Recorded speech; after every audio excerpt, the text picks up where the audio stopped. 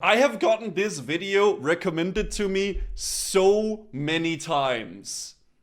And you know what? Today will finally be the day that we watch it. It's from a channel called Folding Ideas. It kept pushing it into my algorithm over and over and over again. And now we're gonna watch it. It's called World of Warcraft Classic and What We Left Behind. Let's check it out. I'm going to be talking about World of Warcraft Classic, and as these things go, I've got to lay down my bona fides. I have been playing World of Warcraft since launch. I have been playing World of Warcraft a lot since launch. I have the Ivory Raptor, which involved farming up 1,000 gold within the first 6 months the game was out, and I did that in like 3.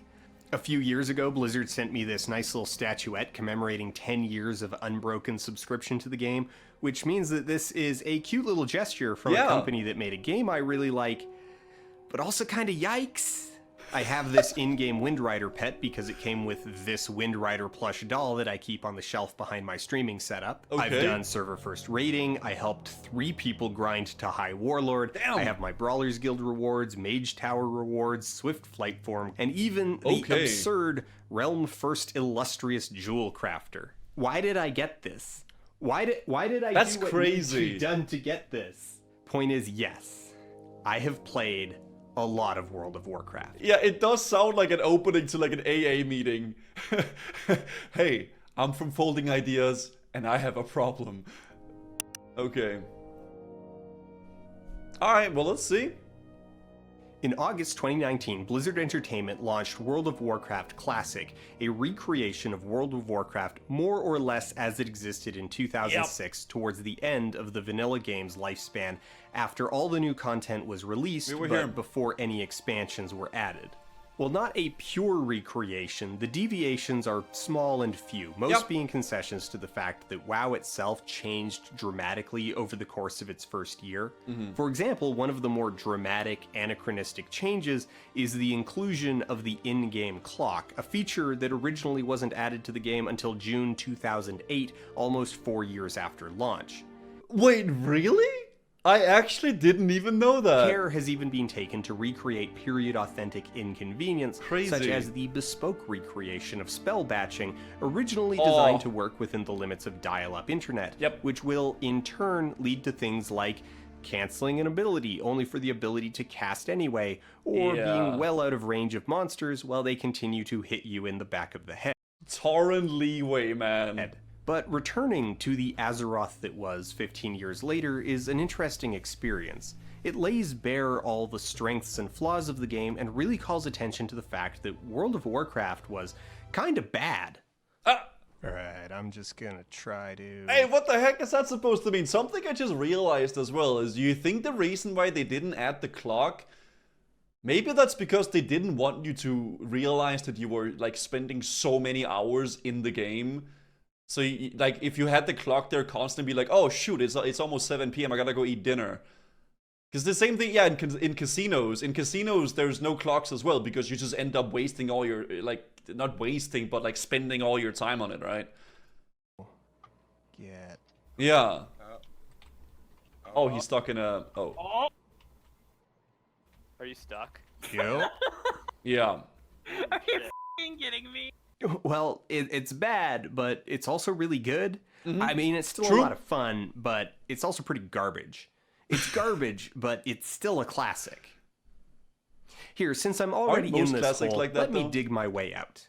I really like to revisit old computer role-playing games. The genre has, through most of the history of electronic gaming, found itself at the locus of gaming technology, pushing both graphical capabilities and systems complexity. They were, in their heyday, often at the cutting edge of what the personal computer could do and what a video game could even be. This, however, also means that they're often quite experimental, which in turn brings with it a lot of compromises that modern players need to make in order to engage. Controls are typically unusual, frustrating, unintuitive, or unresponsive, and it's likely there's at least one vital game system that is utterly inscrutable. The game assuming you have the time, patience, and inclination to devise its operation through brute trial and error.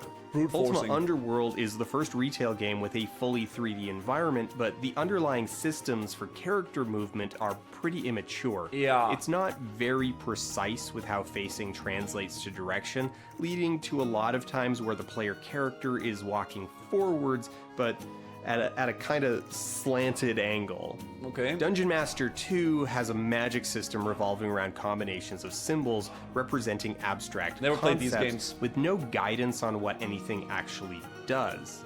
The manual gives a bit of help by at least telling you that the first set of symbols indicate power level, but at the end, straight up tells the player to literally trial and error their way through.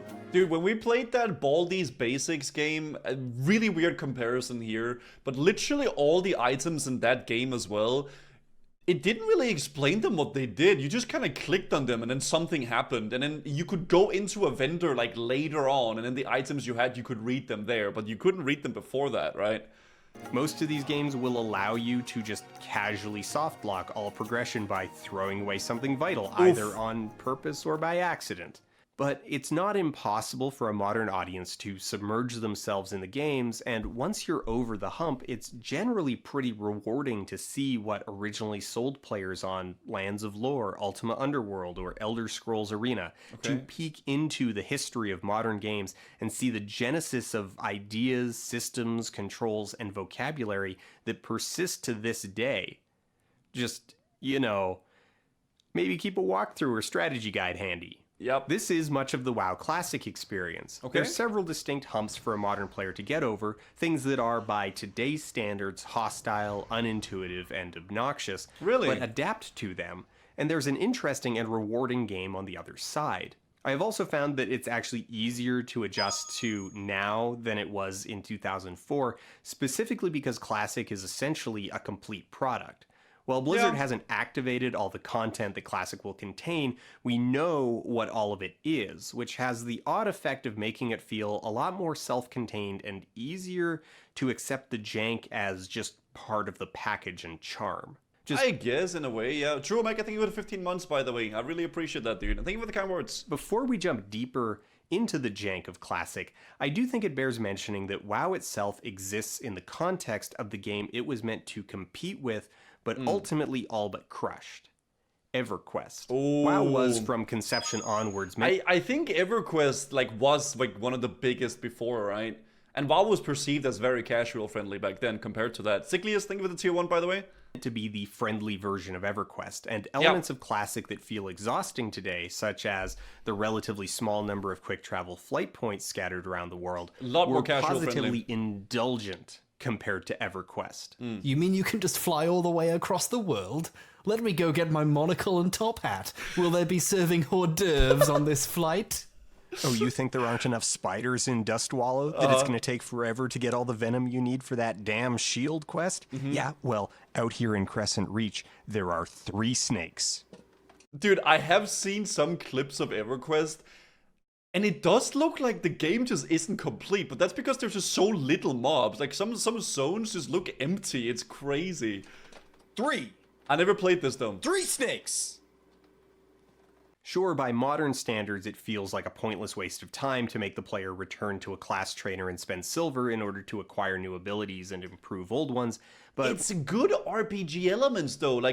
Classic is a slow-ass game, but it's rewarding, okay? It is. When you put it in the context of EverQuest, where buying spells and learning spells were 2 different things, and it was possible to buy a spell you couldn't learn, and also some spells you needed to find as drops for random monsters, World of Warcraft was very much the noob-friendly approach. Why, look, you can even see all the spells you'll eventually be able to learn. Oh god, they're so expensive. Game, please. Please, game. I just want to buy my raptor. You're never getting that raptor, man. Maybe at level 47, okay? I just need a raptor. That's not to say that all the humps are contextual improvements over EverQuest. Okay. Some of it is just bad on its own or obviously incomplete. Like what? World of Warcraft was pushed out the door probably a good 6 months early, leading to a pretty substantial and well-documented disparity in quality between the stuff the developers had been working on the longest, namely Eastern Kingdoms and the Alliance starting zones, and the stuff Yeah. You can definitely feel there's a big difference between the leveling of the two factions for sure. they had been working on the least, Yeah. Kalimdor and the Horde starting zones. There's a few standout examples, like the area around Blackfathom Deeps in Western Ashenvale being little more than a rough draft, which maybe looks just kind of old and junky at first glance, but is a stark contrast when compared to areas like Shadowfang Keep or the Wailing Caverns. Yeah. The entire zone of Ashara is largely devoid of quests, not completely empty, but hardly the number or density that you would expect from a zone of its size. They missed a lot of... There was a lot of shit that they didn't really actually get into the game, which was supposed to be there. And you can kind of tell a little bit, yeah. A substantial number of NPC camps scattered throughout, staged with furniture and flags, but never populated. And oh god, this character is too low to be here. Oh god, oh no, oh no. Well, rip. F's in chat. The Paladin talent trees weren't implemented until the game finally launched, and were clearly a last-minute rush job, with notable highlights being the Holy Tree, ostensibly a single-target healing specialization. Yeah. Let's just take a short tour through this. The first tier contains improved Lay on Hands, which adds a small 1-minute armor buff to an emergency heal with an hour-long cooldown. Yeah. The second tier has Revelation, which reduces the cooldown of Lay on Hands by up to 20 minutes, giving it a mere 40-minute cooldown. That's pretty good. The third tier begins the chain of talents leading to the tree's capstone ability, and those 3 talents are a damage boost to a single ability, an aura that increases holy damage dealt by your party, and the capstone ability Holy Shock, an instant cast, medium range damage spell in the healing tree.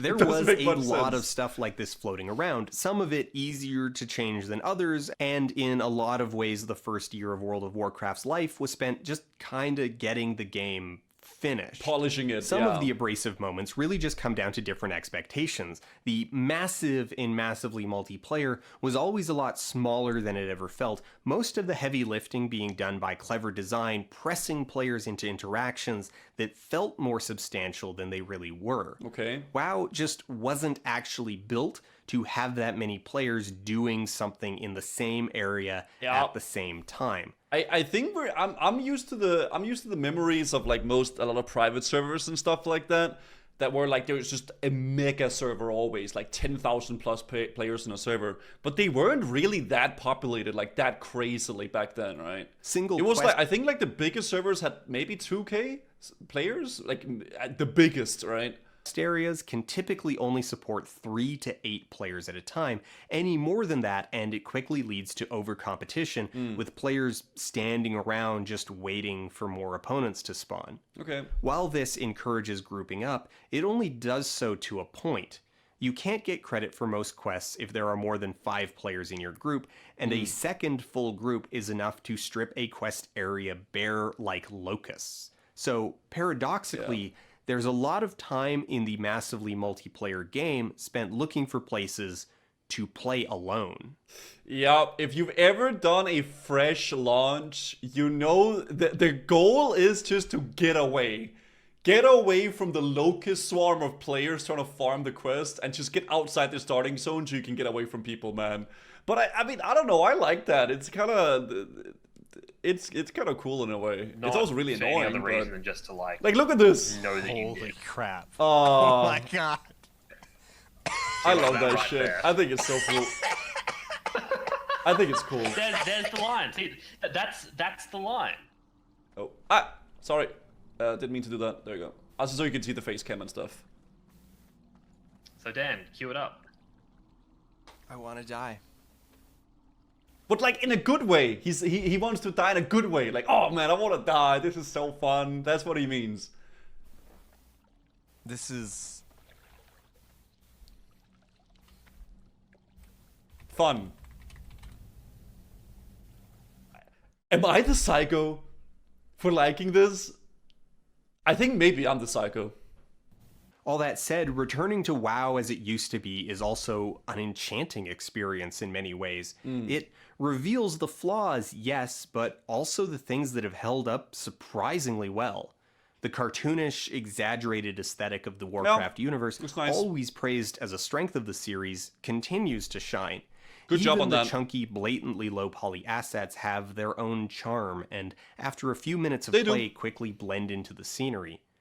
And there's some moments of windowing, places where the game creates a frame to guide the player's view that remain stellar. One thing that really stands out to me is actually something I had forgotten about because it was replaced in the changes to the game over the years. Okay. The opening hours of the Orc and Troll quest lines lead the player out of the Valley of Trials, down the road to Razor Hill, through the pass in Dry Gulch Ravine, culminating in their entrance to Orgrimmar, the capital city of the Horde. Yeah. The path leading into the city leads the player to this frame at the threshold, the wide open space of the Valley of Honor good with shot. the bank, flight tower, and zeppelin framed against the sky. Yeah. It's a compelling composition, evocative, I'll go here so you can see fantastical. it. It's a moment that really strikes the imagination and makes the world feel so much bigger than you ever thought it would be. The version of this moment as it exists now was put into the game in 2010 with the Cataclysm expansion. A huge portion of that expansion was dedicated to revamping the original world's content, since most of it was at least 6 years old, with some art assets being as old as 2003 or even 2002. The resolution disparity between launch content and stuff from the second and upcoming third expansions was stark, and it was a gulf that was only likely to grow wider as more content was added. Very Additionally, different. players had been clamoring for I like free Cata-Orc. I don't hate Cataclysm like Orgrimmar. I prefer the old one. The new one just looks a lot more like... I mean, I guess it fits the theme, like the war, right? Like with Garrosh and stuff like that. But I do prefer the old Orgrimmar personally. form flight to be added to the original continents, a much-loved feature integral to both the Burning These are different Crusade and feels. Wrath of the Lich King expansions, but the original environments had never been designed for free-form flight. Yeah. The old world ultimately consisted of a series of valleys scooped out of a giant mass, with questing there's like areas some joined by stuff down large there. blocks of featureless terrain. There is so many areas like this in vanilla that's just empty. And listen, imagine if those zones actually existed. I mean, that would be crazy. Like, I'm just saying, dude. I mean, listen, man. I don't want to go on a rant, but listen, I'm just saying, dude. Imagine if they opened up this zone up there, maybe. Maybe there's some quest givers up here. Maybe there's some, a dungeon up here. Maybe over there, there's something over there as well. Bro, what about that place up there? Hold on, there could be something there too. What about that little place above Stormwind? There could be something there as well. fully hidden behind impassable rocks and hills. The flight paths just all saying. wound through handcrafted vistas designed to make the world look fully formed and sculpted Yep. while obscuring the giant empty spaces in between. It was very much an Yeah. amusement park facade, and while In a way, though, I think it's kind of fun. I've so many times I've spent like trying to break out of the world to find like things like this, though. while some players enjoyed taking a peek behind the scenes, Yeah, Grandpa. Let's get you back to bed. I'm not tired. I want to play WoW. the out-of-bounds areas weren't acceptable if it was going to be something all players could access just by flying up over the tops of Yeah. the hills. The revamp was in a lot of ways needed, but a lot of what they revamped Yeah. things to was kind of questionable. Cataclysm as a whole is not a fondly remembered expansion, and a big part of that is Yeah. in the details of the decisions that were made. Blizzard decided that rather than merely updating the terrain and cities to look more cohesive with newer, higher resolution content, and rather than just filling the voids between zones in a way that would look boring but presentable when flying, they would instead dramatically alter the world itself very in different. a massive cataclysm and advance the timeline so that the state of the entire main world was concurrent with the endgame content. Yeah. This had some side effects. steps. Okay. By advancing the timeline, many of the new zones were now sequels to their original versions, Yep. following up on the storylines that played out before the Cataclysm. Man, Crick. But these new storylines only made sense if you were already familiar with the previous story, which was now no longer accessible. This kind of self-referential storytelling is ultimately the blood of Cataclysm, with a Unixia, lot yeah. of moments in the expansion being Wait, so you in this spot you find Unixia here, yeah, I guess. retreads of older moments from WoW's history, delivered with a cheeky smile and a wink to the camera. Mortals that fancy themselves heroes have entered the Broken Hall. Really? Oh, I do hope this raid will amuse me more than the... In this Yeah, regard, the new okay. entrance to Orgrimmar is no longer intended to welcome new players to a wide-open world, no longer framed to spark the imagination, but a blunt shock for old players, an overhaul of layout and aesthetic. And I think that's why a lot of older school players hate Cataclysm, because it's like it's so different, right? I don't necessarily think it's a horrible thing. I think the whole shattering and all that stuff, it was a very, what's the word? Daunting to do, right? Like, we're gonna take all this whole world you love and we're gonna destroy the whole thing and change it. Essentially, it is in a way WoW too, right? Like they tried to rebuild the whole world in a way. So I mean, you can hate it or like it, but it was definitely very daunting and very, very a big move for them to try to do, right? As someone who started in Cataclysm, I quite liked that though. It created a sense of myth and legend to the world, knowing that I didn't experience those old quests and reoccur before I started playing. I can see that too. Yeah, I can see that being a thing as well. Old Orgrimmar equals soul, new Orgrimmar equals no soul. I don't think that it's like, I don't think that it has no soul. I think it's just the city serves a different purpose and it's like a different feel of the world, right? The change in leadership from Thrall to Garrosh. That being said, I do prefer the old Orgrimmar, but I think this just has a different feel. Like when I see this, I think like war, right? And I guess that fits the theme of like, you know, with Garrosh and all that shit coming into play too. Mulleted electric guitar solo screaming, "This ain't your daddy's horn!"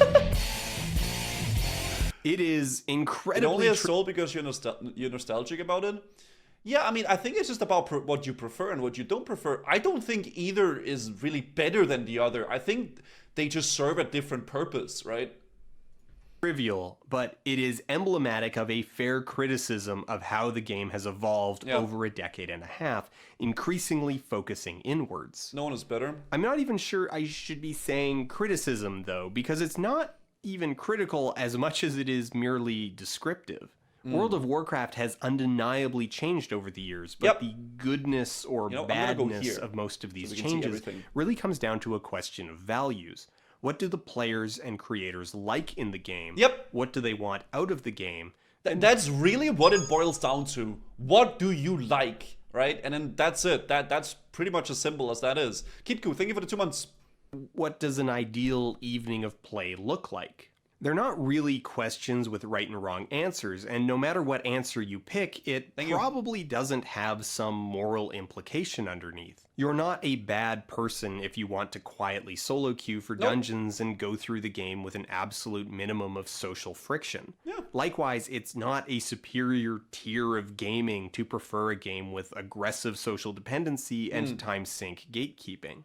This is where I feel the need to acknowledge that a lot of the clamor for WoW Classic has been controversial, fraught with ego and drama, as a number of the high-profile personalities leading the charge are known for their toxicity and vitriol, having made something of a career in the very small but highly competitive niche of complaining about World of Warcraft. And it also really sucks that the things that gets the most views or up likes or, you know, comments is always negative shit. Whenever you're bashing something or whenever you're complaining, that's what gets the most likes and that's what gets the most, you know, likes on Reddit and comments and everything like that. For the most part, that's true.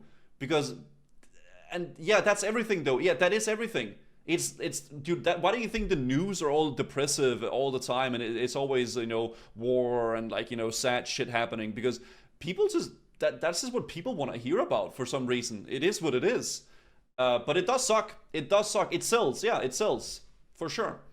I mean, I've tried always to be like not super like focus on the negatives always, but you know, it can be hard sometimes when it's all that's like around, right? Are being negative about being negative? Nah, I'm not. I think it's just, I don't know. For me, it's like if you don't like something, just don't revolve yourself around that area. Don't like go in and search more, like, you know, seek more negativity. Don't like go and spread all the hate, right? But I guess that's with the whole classic retail WoW, whatever the heck, people want their version that they prefer to be the popular one, right?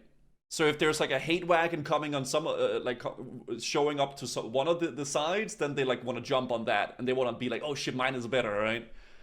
It's an evolutionary trait. Our brains try to protect us by keeping an eye on bad things happening so we can avoid them. I mean, yeah, it probably goes down to that, right? The game. They want to make it different. They want to do things just a little bit different. Oh, maybe I just The no changes movement. Ooh. want Group Finder. Hey, Mike. Imagine showing Seize the Discovery to like Aspen back in 2017, or to me or to anyone else, right? I don't know. Like that shit would not fly. Gear doesn't match. Maybe I'll just transmog this helmet. Fuck you. You're gonna wear that pink helmet and you're gonna like it. Those chromatic boots looking like a goddamn clown with your DPS warrior? That's you. Alex Sensual, Your face, yeah. it's a square. Alright? 8 pixels, you're gonna love it. It's gonna be the exact same.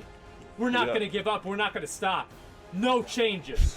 The basic argument from these outrage merchants is that WoW, as it currently exists, is bad, unlike some point in the past where WoW was good.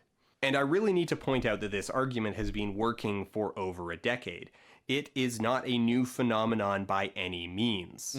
Why having badges be given by every single freaking instance in the entire game is an absolutely awful idea. Possibly, Total in fact, Biscuit. the worst idea I have ever seen Blizzard come up with in their entire history. Alright, this goes beyond everything. This goes beyond putting Nax version 2 in the game. This goes beyond every stupid thing they have ever done. I mean, really. This goes beyond the whole, hey, let's give them some Black Temple level He was epics so for bad. running characters. Wasn't his Total Biscuit? He was like the cynical Brit. Wasn't that like his like kind of like name? I remember. I know it goes beyond that. It's incredibly pants on head Yeah. in every possible makes sense. respect. There's no consensus on when that peak was, when WoW was truly the best, but it's generally agreed by that community to be somewhere during the first 3 phases of the game, between 2004 and 2010. Yeah. This has created an environment where WoW Classic has been positioned explicitly in contrast to Battle for Azeroth as the real world The of forefront, Warcraft. yeah. The pure experience, spiritually untainted, the mythological prelapsarian version, an experience so perfect that it will restore World of Warcraft to the position of cultural relevance that it held when seemingly everyone and their dog had a subscription. It's effectively a church schism in video game form. That level of intensity in the conversation can make productive analysis somewhat difficult, as the arguments for that position aren't always coherent. A big hitch in these kinds of public conversations is that there's a performance angle, and people tend to skew towards the answers that they believe are correct, or the answers that they believe the audience wants to hear, the opinion that you're supposed to have, rather than the answers that are true. Okay. They tend to lean really heavily on value statements, appeals to the things that the wider social group believe are superior qualities, which can lead to some hot nonsense, like saying that World of Warcraft was best when it was hardest back in Classic, which is a comical statement because Classic isn't hard by any means, except getting rank 14. That's one of the most prestigious things you can ever achieve in World of Warcraft gaming history. But it's true. Like I don't know. I never understood why people said Classic WoW was hard, because it isn't. It really isn't. It's probably one of the more casual friendly in terms of like, you know, achieving things, right? But it's just a long grindy game. Classic just isn't very it's grindy. hard. Now, I do want to walk a fine line here, because when it comes to talking about video games and difficulty... For its times, it actually was. Not really. I mean, in terms of like games back then, I mean, it was considered a quite casual, friendly game for MMOs, right? Because every other MMO for the time was extremely like sweaty, and it was like you had to invest so much time, right? People say like hard like Dark Souls, as in requires the occasional thought. I mean, I don't know. The conversation turns into a swamp super fast because Yeah. the language that we use to talk about the systems and interactions isn't particularly well developed. So people There was end no up meta. People was dog shit at the game. Just because people are better at a game doesn't make the game difficult. That just means that people are bad at the game, right? I mean, that doesn't mean that the game is hard. It's a really, I mean, people just had really shit computers back then, and they ran on like 10 FPS on a CRT monitor, you know? That doesn't mean the game is difficult. Giant Buckethead, thank you for the 14 months. Hey Guzu, is this your brother? Yeah, this is my older brother, man. up just shouting the same words at each other with different implicit meanings, and it goes nowhere. Yeah. Mainstream video games bias towards Bloodborne. tests of reflexes or the ability to execute a complex pattern consistently or with precision. And this is a thing that you're supposed to like and desire and appreciate. Okay. The vast majority of the challenge in World of Warcraft Classic, however, is extremely simple from an execution standpoint. Yep. And is really more of a test of patience. True. I'm not saying that is a bad thing, by the way. Tests of endurance, tests of patience are a form of difficulty. Which is why rank 14 is factually stated one of the more difficult gaming achievements in history. True. is a skill that is being tested, but it's still not what people are typically referring to when they say hard games. WoW Classic is a Would I say hardcore is difficult? Not really. It's just you can go through hardcore and have it be quite. Dude, thank you for the subs, by the way. What the heck? Yo, thank you so much for the 3 subs, Aruna. Quixie. Thank you so much for the 3 subs. Hardcore in of itself is not difficult. It just takes a lot of time. You could go through the entire leveling process and not have any like close calls if you just play very, very chill. The thing that makes hardcore fun and enjoyable, I think, is trying to push, you know, the envelope and then try to like do more like difficult things. So that makes it hard, right? 25 sub badge now. Hey, I appreciate that. Thank you. slow game, and it punishes mistakes with heavy time costs, but Bukati, even thank then you for the it's 14 not months. exactly as taxing as a marathon. Yeah. Most of the content can be trivialized, the vast majority of it is not particularly difficult to execute, there's no requirement to do it in a single setting or a tight time span, and it is certainly not more difficult to execute than basically anything that came afterwards. Yeah. All the difficulty is piled into a willingness to wait, to be cautious, to spend time recovering after every single fight. And Molten Core is not hard.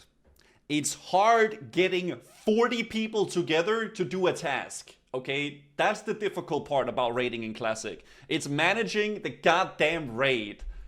a failure of patience is typically met with a time sink as Yeah. punishment. So there's this syllogism at play where we take 3 suppositions.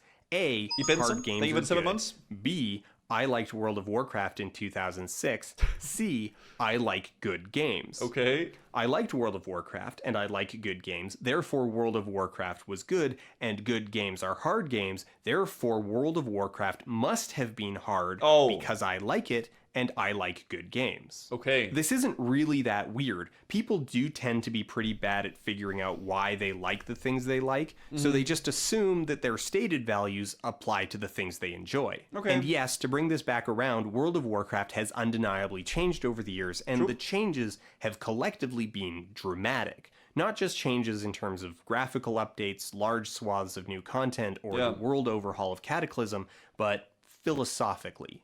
The ideas answering questions like what makes good content have shifted and morphed over the years, often subtly, sometimes drastically. I want to remove the outrage merchants from the equation and contrast some of these changes honestly, because while on a personal level, I think a lot of people have been hoodwinked by outrage merchants into parroting bad syllogistic arguments, I don't think people are being disingenuous when they say they enjoyed WoW more in the past than they do in the present. No. And that it's not all nostalgia.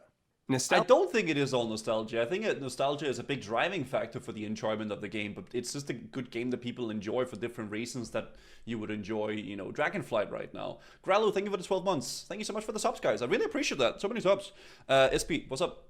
2019 proved it wasn't just nostalgia ammo. Oh, for sure. Yeah, I mean, it's a great game, but it is a different experience, right? It's a different enjoyment of it, you know? I enjoy Mythic Plus. Mythic Plus is great. is, of course, an important part of the overall picture. World of Warcraft landed at a really formative time for a lot of people, a time when they were in high school or in college and had a lot of free time, and all their friends had a lot of free time, and their life meshed well with the pace of the game, and the game became their shared social space. Yep. That is a potent element. It is. But it's not the whole story. It is extremely potent having like memories with your friends of a certain time period. I think that's also like why some music you can remember some music really fondly. Maybe you don't really like the song in itself, you just really like the time on which you listen to that song, right? Like, it's just how that is. There's a lot of nostalgia though. There are probably way more people who played Classic in 19 than stuck around. I mean, yeah, for sure. I mean, you're not gonna have that many people like stick around for that long, but I think it's still just a good game, right? The hashtag no changes crowd has an entire warehouse of rose-colored glasses, but that doesn't mean Classic is devoid of value if you aren't wearing them. No. We can't uncross a river, but if we walk through this, we can maybe put together a reasonable portrait of the differences and understand why some players justifiably feel like they've been left behind by the changes over the years, and in turn, what Classic has to offer. Yeah. Fresh is super fun because it's a new thing, but even today the interest falls off fast. You just can't have the same high and enjoyment as before. Oh yeah, for sure. I mean, that's just how, I mean, but I think that's just how it is with every single game now, man. Like anything comes out, people grind the living crap out of it for like, you know, a few days or a few weeks, and then they say no content, dead game, and then another game needs to be released for something, you know, for something new to come in. World of Warcraft Battle for Azeroth is a very busy game. There is a lot to do, and the game has a tremendous array of content for players of all stripes, ranging from player versus player competition. There is actually a lot of things to do in current WoW, for sure. Lansafar, thank you for the 33 months. Says 33, almost as old as Guzu. To skill testing group content, Thank to you, trivial mini games, and ARG-style community treasure hunts. With 15 years of iteration, there are very few styles of play that aren't accounted for, in particular if you are in the majority of players that prefer a social solo experience. Yeah. Meaning that you like having other people around, you like the multiplayer elements being seamlessly integrated and not a separate game mode, but you still prefer to spend the majority of your time playing alone. I think a lot of people you don't are want like to this. have to coordinate multiple schedules. I think a lot of people are like this. They like having the option to play with people, but for the most part, like they just kind of want a lot of solo content to do as well, so they can just log in and play a little bit, and then if they want to do some group content, they can do that too, right? Blizzard should drop Classic as they're doing it now, like I've stopped after Cataclysm, and then just release fresh, no changes vanilla every year. I do wonder if they're gonna go down the road of just making, you know, Classic mob, you know, everything, like so on and so forth. I don't know if that's gonna be the move, man, but I guess we'll see, yeah. Just to play the game. Not only is there a lot to do, but most of it can be completed in 10 to 20 minute chunks, with group activities taking bigger commitments of around 30 to 45 minutes in the case of dungeons, or a couple hours in the case of raids. So it's an environment where, depending on how much time you have to play, there's almost certainly something to do that is a structured task with concrete rewards. I think something that could be really good for them to maybe do is, yeah, as you say, kind of stop Classic in a way after Cataclysm, and then do focus on those like remix things, like do the mob remix where people can go in for a month and experience that expansion like that and do it like that. Plunderstorm, do Plunderstorm for a month, and then, dude, yes, the classic Andes, the classic enjoyers, literally the way to satisfy that entire player base is just to give them a classic, no changes, fresh every one year. Give them a fresh once a year, go through the cycle of vanilla, and then next year do it again. They're happy.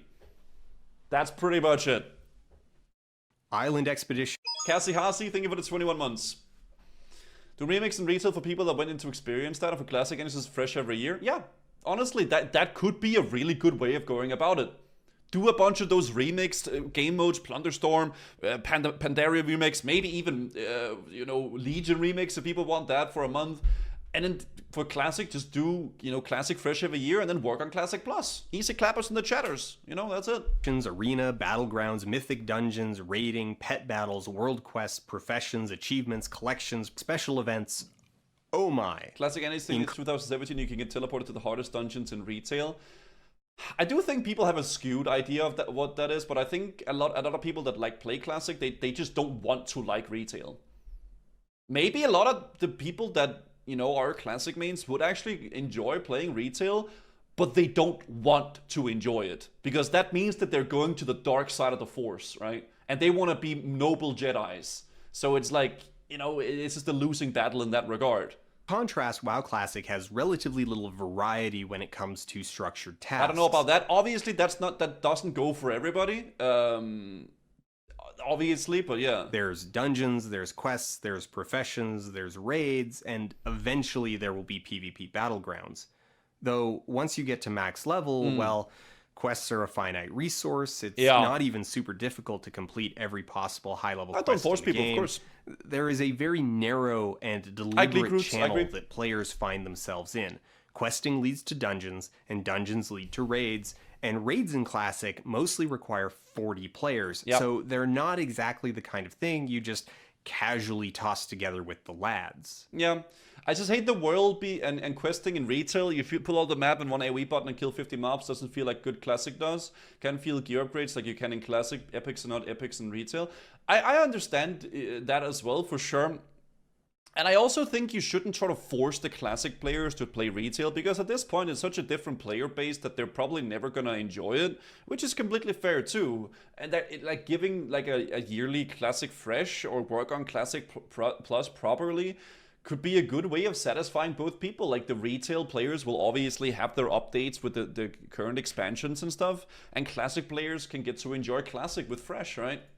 In fact, really, in order to field a raid of 40 players, you need a pool of 60 to 80 players minimum to cover for different roles. People who need to leave early, people who can be there on Tuesday and Thursday but not Wednesday, people who aren't part of the core group but are basically the supply line for the raid, providing materials and consumables.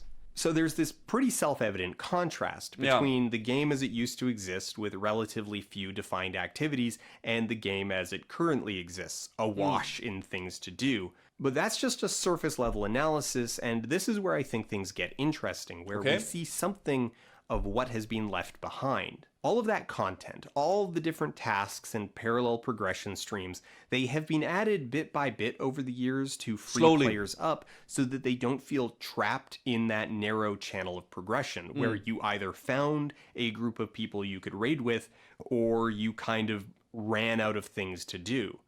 That's good, because there are absolutely things about that arrangement that really, really suck. The requirements in terms of time, players, and materials effectively creates a corporate environment where guilds that have the resources to raid accrue a lot of social power. Back in 2006, it wasn't really that unusual for a given server to only be able to support 1 or 2 active raids per faction. The devil sour mafias, man. Oh my gosh. Actually, in 2005, the server hardware itself literally couldn't support more than 1 raid engaging Nefarian at the same time. Really? And groups would need to coordinate across factions, because if 2 groups pulled, the latency would spike, and if 3 or more pulled, the instant server would crash. Hashtag no changes! Which meant that's actually kind of funny. Again, I didn't know this, because, I was 8 years old when it came out. I didn't really make it much further than in Silver Pine Forest, let's be honest. It is what it is. I did get to experience some raiding, but that was on my dad's friend's account on a hunter. Doing it 2 bosses in CG. That's pretty much all I got to experience for endgame, right? But yeah. You needed to bend to their schedule, and maybe needed to put up with a lot of toxicity and harassment just to play a video game. Because of the way that the various mechanics interact, success one week sets players up for more success next week. So guilds that are doing well tend to attract more players than they actually need, while failure can quickly lead to a social death spiral as experienced and geared players quit or leave, increasing the odds of further failure. Given There was lots of raids that got to Neff in vanilla. That's not what he said. these raids represent a huge time commitment, it's not unusual for guilds to focus on hedging their bets and playing it safe, only bringing the best geared players with the most optimal classes. This can make... But what he was talking about the server being able to, like, you know, have multiple people on the same server doing Blackwing Lair at the same given time and have the servers be, you know, stable. He didn't mention that people didn't get to do Blackwing Lair. Get difficult, if not impossible, for players coming in late, who don't already have the best gear and only have a few hours per week to play to even get an invite to a group. So there are very good reasons for a lot of the changes, in particular providing comparable progression tracks for players who want to play mostly alone or just with a small group of 4, 9, 10 friends instead of lists. Servers were fine unless there was something abnormal with the hardware. Again, this is just a he said, she said to me. I don't know. I wasn't there. I can't really... He says this thing, you say that thing. Listening what do you want me to say? 39 assholes screaming whenever someone pulls whelps in Onyxia's lair. The next idiot who goes and aggroes something he ain't supposed to is not getting any item for the next 2 weeks, not to mention 200 minus DKP. Is that enough motivation for you to play proper? This talk... What the fuck, man? Dude, holy... Toxicity is actually a deliberate design choice, in a sense. EverQuest and World of Warcraft were built on a concept of social dependency. The idea that the game was explicitly hostile to solo play, and that it was basically impossible for a player to be truly self-sustaining. World of Warcraft, as the friendlier version of EverQuest, tempered that a lot. You can get through most of the game solo, but it's definitely still there. Questing with 1 or 2 other people is substantially faster and much safer. Actually, not really, because there's a lot of kill quests and a lot of other stuff, but the thing about it is that you won't actually be leveling fast enough, because killing all the mobs and then doing it yourself is faster for pretty much all classes. So it could feel easier, but actually... solo leveling is faster in that regard. But I guess if you have a really efficient duo, it could be incredibly fast. But you have to grind a lot, okay? So it could be faster, but technically for most, I mean, it depends, right? Both, either or, right? Did he say faster? Other people, but it's definitely still there. Questing with 1 or 2 other people is substantially faster and... Yes, he did say substantially faster, Hoofdor. Much safer, since... Leveling as a paladin was incredibly slow. Actually, paladins are one of the fastest levelers. Actually. Characters often provide a force multiplying factor to one another. They're boring, but they're fast. The increase in speed is more than simply linear. With a friend, you can do higher level quests a lot earlier, which reduces the amount of time spent moving between questing zones and makes it a little less likely that you'll have to resort to grinding just to be able to move on to a new area. No, I don't agree with this. I will say I do not agree with this, because you're gonna run out of quests, because you're just kind of dipping into future quests, which means you're gonna have to grind anyway. Right? Social dependence. People with classic revamps don't know how it felt to play in vanilla. Well, that doesn't matter. I'm never gonna play that anyway. Dependency is kind of compelling and interesting in its own right, but it has a few big weaknesses. Namely, that it means players are essentially at the mercy of other players who may or may not be nice people, and it relies on there being other players in the same space as one another. Right now, in the first months after release, WoW Classic is a lot of fun to level through because it's in the sweet spot where there's a lot of players all kind of spread throughout the whole level range. Yep. So no matter what level you're at or which Can grow up with stage of a people. quest chain you're on, there's probably someone else nearby who's either at the exact same spot That's fun. or pretty close to it. If you need help with an elite opponent that you can't take on solo, then during prime time, it's probably only going to take a few minutes or so before someone else comes along looking to do the same quest. But as time goes on, more and more players accumulate at the level cap, and while some players compulsively level new characters over and over, most players focus on a single character. The result is that as the overall population caps out, the local population in the lower and mid-level zones drops dramatically, and social dependency only works if there's other players around to be dependent on. To be fair though, you just kind of level differently with your alts, man. You just fully juice them up on like fiery weapon, you get them all the biz gear, and you just shred through the levels, man. In 2006, it wasn't even particularly weird to be literally the only player in Stone Talon or Desolus at any given time.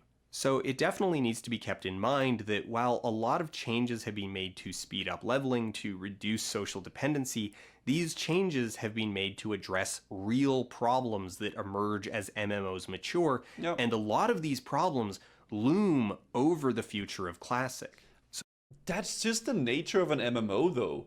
Eventually everybody's gonna kind of beat the game, get to endgame, get all their gear, and then now what? That's why a lot of people crave fresh, because they're done with the game now. They beat it. They got Nax gear, they got Mana Minithil, they got maybe, rank 14, whatever the heck. And they're like, oh, okay, well, I could level another character, but it's like on a server that's kind of beaten. That's why people yearn for fresh, right? Because then they can get to do it with everybody again. So Blizzard has added all of this other stuff to provide more dynamic alternatives, to widen the ranges that characters can quest together, to speed up the journey from level 1 to level 120, and to ensure that players at level cap aren't trapped on a dead server or held hostage by the only assholes with a raiding guild, or simply excluded entirely from group play because they chose a class that is less optimal than another. Yeah. But with all of that added stuff, it is possible to reach a point where there's simply too much to do, where there's so many parallel choices, all of which are at least somewhat comparable in terms of their worth, that it becomes paralyzing and difficult to focus. This is how I felt playing EVE Online. I logged into EVE Online and I was like, okay, what do I do? I got 1 billion different things I can do, and I don't even know where to start. Get a decent amount done even if you only have 20 to 30 minutes to play, but that also means that over the course of an hour you might be rapidly pinballing between a dozen small tasks, and the line between variety and chaos is a fine one.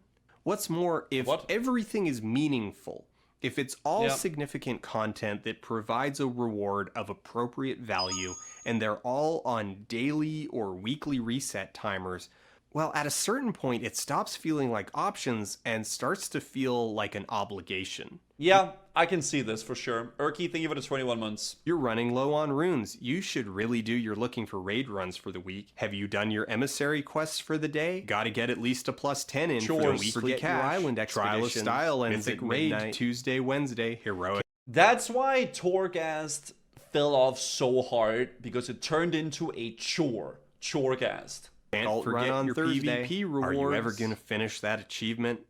Here's where Classic has an unexpected... But you don't need to do it all.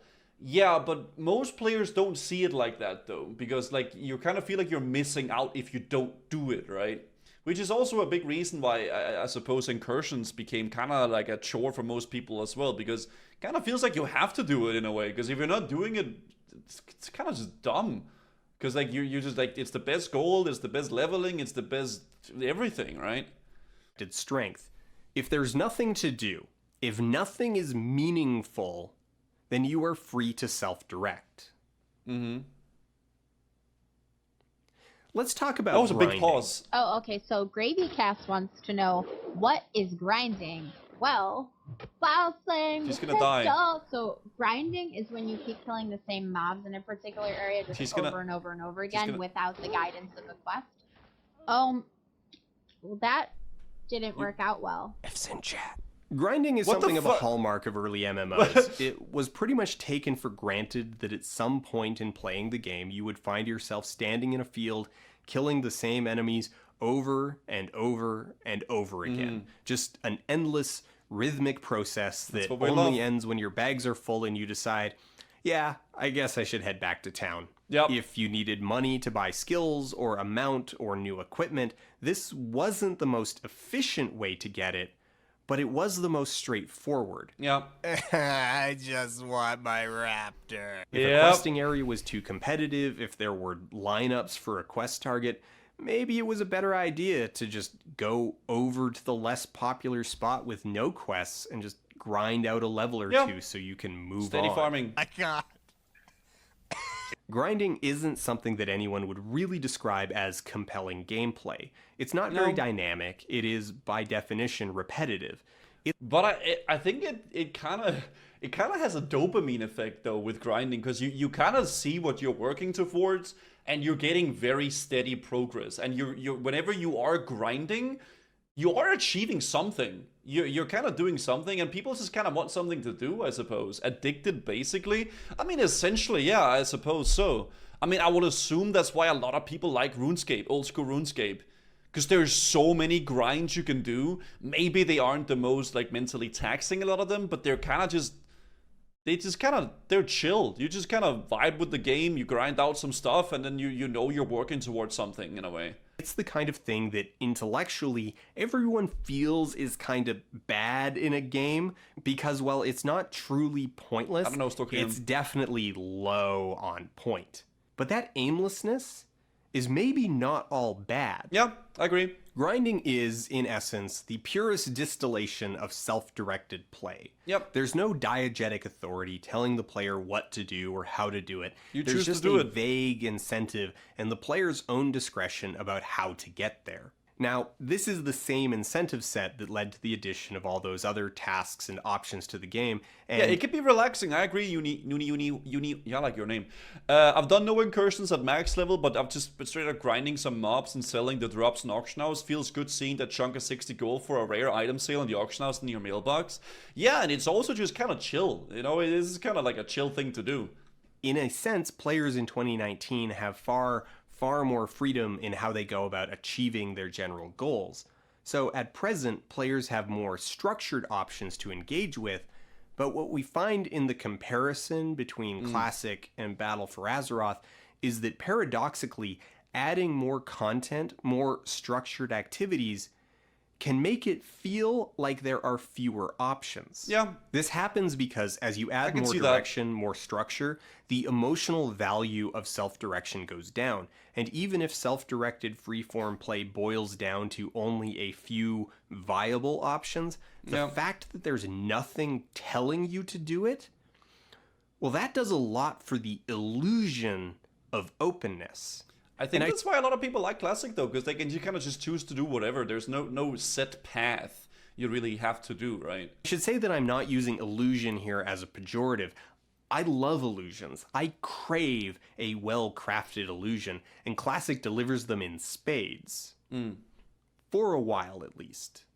At some point in the last 15 years, gradually, bit by bit, the game has discarded most of these illusions, in a lot of ways because the players grew past them. Yeah. Spend enough time with an illusion and you start to see through it. You figure it out.